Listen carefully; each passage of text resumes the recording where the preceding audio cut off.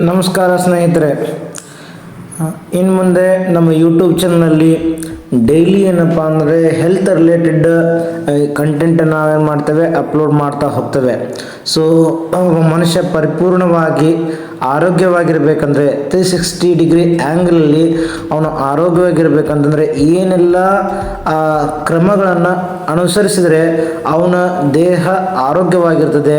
ಮತ್ತು ಇಂಟೇಕು ಅಂದರೆ ನಾವು ಏನು ಆಹಾರ ಸೇವನೆ ಮಾಡಬೇಕು, ಯಾವ ವಿಧದ ಆಹಾರವನ್ನು ಸೇವನೆ ಮಾಡಬೇಕು, ಅದರಲ್ಲಿ calories, proteins, vitamins, minerals, amino acids, so fibre content ಫುಡ್ಡನ್ನು ಯಾವುದನ್ನು ಇದು ಮಾಡಬೇಕು.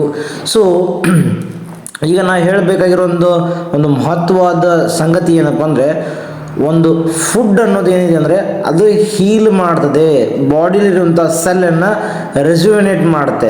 ಫುಡ್ ಮುಖಾಂತರ ನಾವು ಯಾವ ಥರ ಎಲ್ಲ ರೋಗಗಳನ್ನು ನಿವಾರಣೆ ಮಾಡ್ಬೋದು ಅಂತ ಸ್ಟೆಪ್ ಬೈ ಸ್ಟೆಪ್ಪು ತಿಳ್ಕೊತ ಹೋಗೋಣ.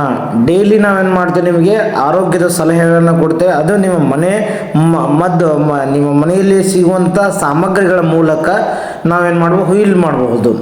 ಜೊತೆಗೆ ಕೆಲವೊಂದು ಆರ್ಗ್ಯಾನಿಕ್ ಪ್ರೊಡಕ್ಟ್ಸ್ ಇದ್ದಾವೆ. ಸೊ ಅವುಗಳನ್ನು ಯೂಸ್ ಮಾಡೋದ್ರಿಂದನೂ ನೀವೇನು ಮಾಡ್ಬೋದಪ್ಪ ಅಂದರೆ ನಿಮ್ಮ ಎಲ್ಲ ರೋಗಗಳನ್ನು ನ್ಯೂಟ್ರಲ್ ಮಾಡ್ಬೋದು, ಹೀಲ್ ಮಾಡಬಹುದು, ಬ್ಯಾಲೆನ್ಸ್ ಮಾಡಬಹುದು, ಫರ್ದರ್ ಬ್ಯಾಕ್ಟೀರಿಯಲ್ ಗ್ರೋತ್ನ ಕಂಟ್ರೋಲ್ ಮಾಡಬಹುದು. ಅದು ಯಾವ ಥರ ಅನ್ನೋದನ್ನು ಮುಂದಿನ ಹಂತದಲ್ಲಿ ತಿಳಿತಾ ಹೋಗೋಣ.